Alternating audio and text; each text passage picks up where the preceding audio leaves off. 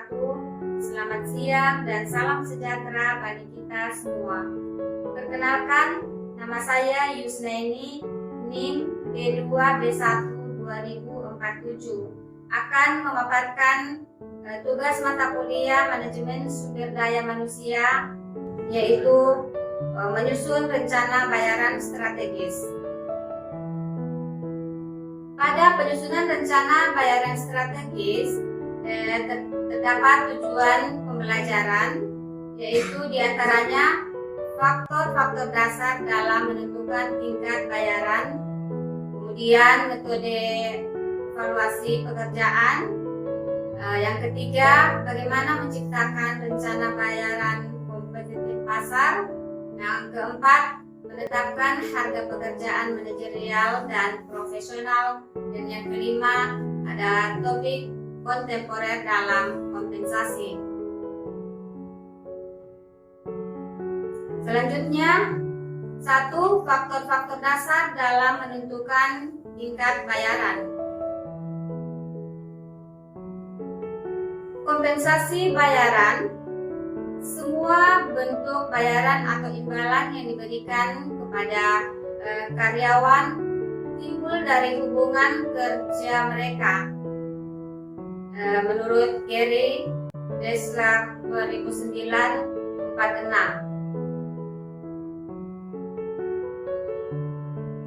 Penyerahan total imbalan dengan strategi, diantaranya adalah rencana kompensasi mengedepankan tujuan strategis sehingga menghasilkan perilaku karyawan yang sesuai, dan kemudian pemberi kerja merumuskan total imbalan yang mencakup bayaran tradisional, insentif, tunjangan pekerjaan, desain pekerjaan, pengembangan karir, dan program pengakuan. Kemudian keadilan dan pengaruhnya pada tingkat bayaran. Di sini terdapat teori keadilan. Dalam kompensasi, seorang menjumpai keadilan eksternal, internal, individual, dan prosedural.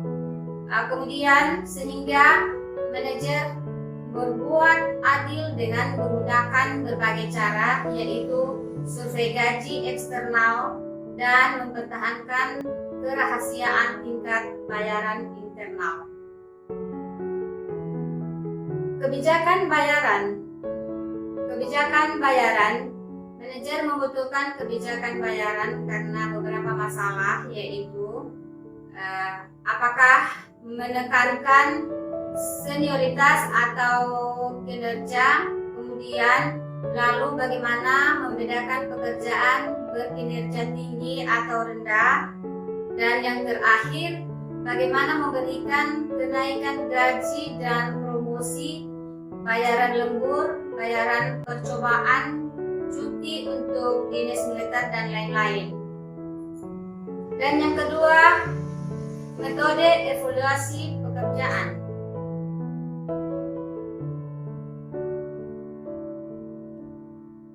Metode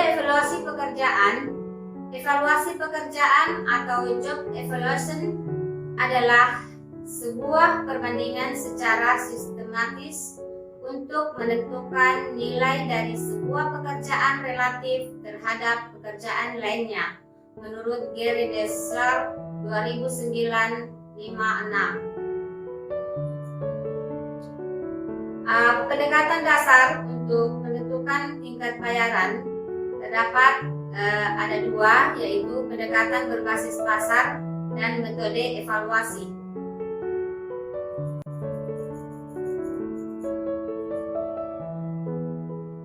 Tiga faktor yang ada dalam kompensasi pekerjaan, diantaranya dari sudut undang-undang bayaran, terdiri dari keterampilan, usaha, tanggung jawab, dan kondisi kerja.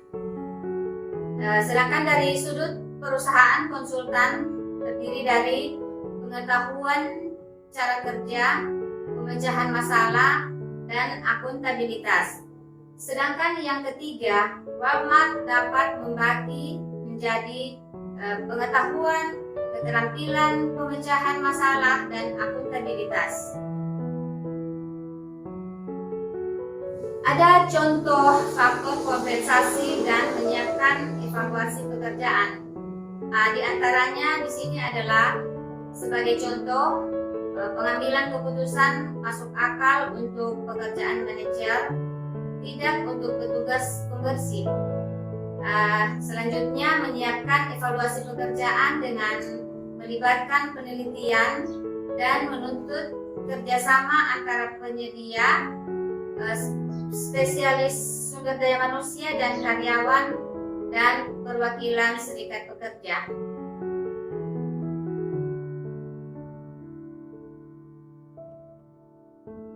Komisi evaluasi pekerjaan, di sini kita lihat ada 3, yaitu mengidentifikasi kebutuhan, selanjutnya mendapatkan kerjasama dari karyawan, dan yang ketiga, inilah sebuah komisi evaluasi pekerjaan. Metode evaluasi pekerjaan, pemeringkatan. Yang pertama, mendapatkan informasi pekerjaan. Yang kedua, memilih dan mengelompokkan pekerjaan.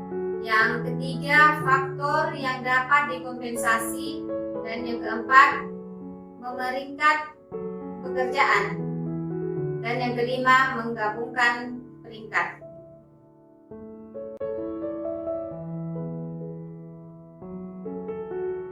Metode evaluasi pekerjaan, klarifikasi pekerjaan, diantaranya adalah kelas mengelompokkan pekerjaan berdasarkan pada serangkaian aturan untuk setiap kelompok atau kelas, seperti jumlah, penilaian independen, keterampilan, usaha fisik, dan seterusnya yang dibutuhkan.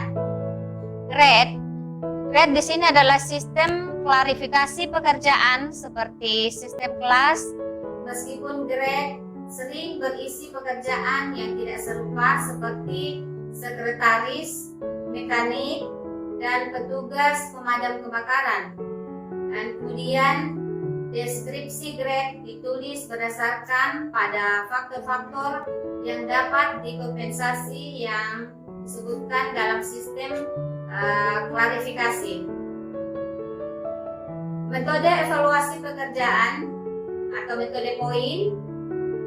Di sini ada untuk metode evaluasi pekerjaan untuk menentukan seberapa banyak pekerjaan yang Anda evaluasi, memuat faktor yang dapat dikompensasi terpilih.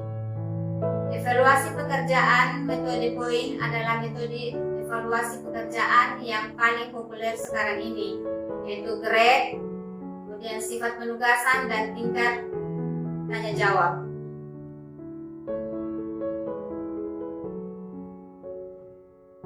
Evaluasi pekerjaan terkomputerisasi adalah evaluasi pekerjaan dengan bantuan komputer dapat merampingkan proses evaluasi pekerjaan. Bagian 3, bagaimana menciptakan rencana kompetitif pasar.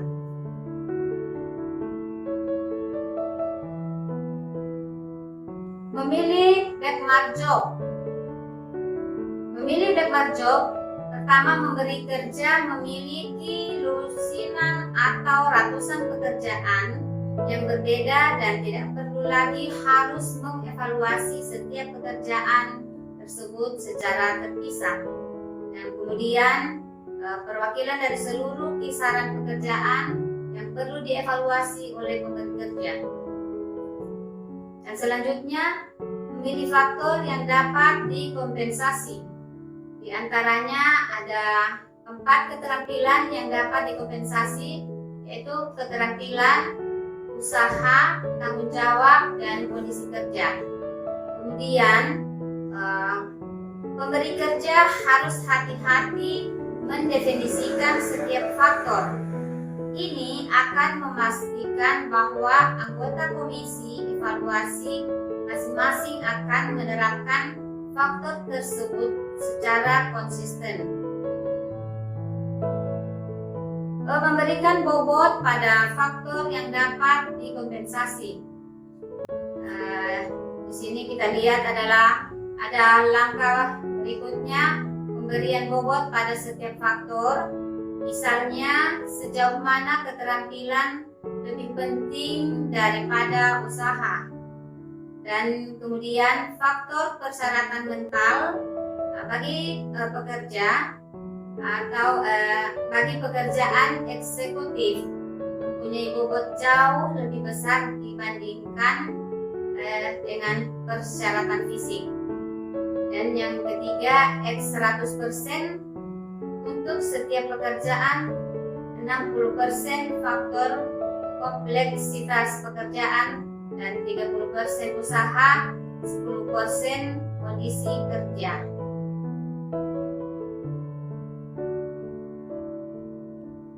Mengubah persentase menjadi poin untuk setiap faktor, yaitu mengubah bobot persentase yang diberikan pada setiap faktor yang dapat dikompensasi menjadi nilai poin untuk setiap faktor. Yang kedua, kita asumsikan bekerja dengan jumlah 1000 poin. Dalam kasus ini dapat diterjemahkan menjadi 1000 dikali 0,06 sama dengan 600. 1000 dikali 0,03 sama dengan 300. 1000 dikali 0,10 sama dengan 100 poin kondisi kerja. Mendefinisikan derajat setiap faktor, yaitu pemecahan setiap faktor menjadi derajat, dan definisikan setiap derajat sehingga penilai dapat menilai jumlah atau derajat dari suatu faktor yang ada dalam sebuah pekerjaan. Menentukan poin derajat faktor untuk setiap faktor. Komisi evaluasi harus dapat menentukan jumlah poin untuk setiap pekerjaan. Dalam menentukan poin, komisi harus mampu memeriksa setiap pekerjaan dari definisi derajat setiap faktor dan menentukan beberapa derajat masing-masing faktor yang terdapat dalam pekerjaan